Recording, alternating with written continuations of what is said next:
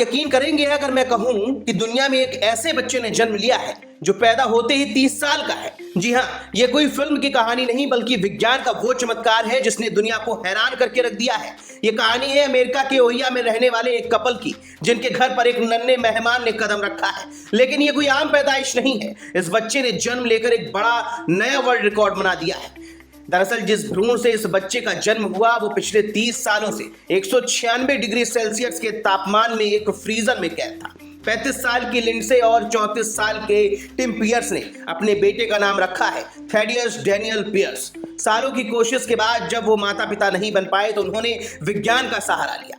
लेकिन इस कहानी में एक नहीं बल्कि दो माँ हैं और दूसरी माँ की कहानी इस चमत्कार की असली वजह है। ये कहानी शुरू होती है 1994 में, जहां एक महिला ने आईवीएफ तकनीक से 4 भ्रूण तैयार करवाए, जिनमें से एक भ्रूण से उनकी बेटी ने जन्म लिया जो आज खुद 30 साल की हो चुकी है। लेकिन बाकी बचे 3 भ्रूणों को लिंडा ने फ्रीजर में सहेज कर रख दिया।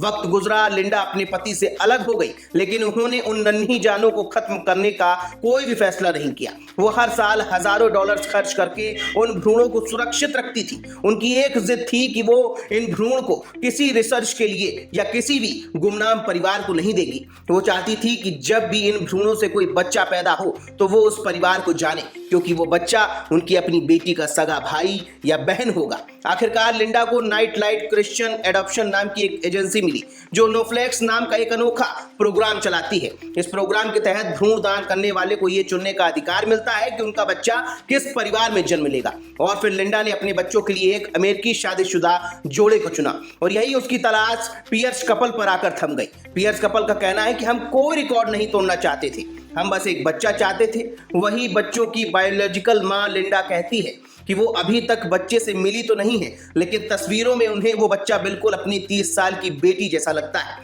ये अपने आप में एक वर्ल्ड रिकॉर्ड है। इससे पहले ये रिकॉर्ड एक ऐसे जुड़वा बच्चों के नाम था जिनका जन्म 29 साल पहले भ्रूण से 2022 में हुआ था। बहरहाल ये कहानी सिर्फ विज्ञान की तरक्की नहीं बल्कि एक माँ के अटूट प्यार, सब्र और उम्मीद की है।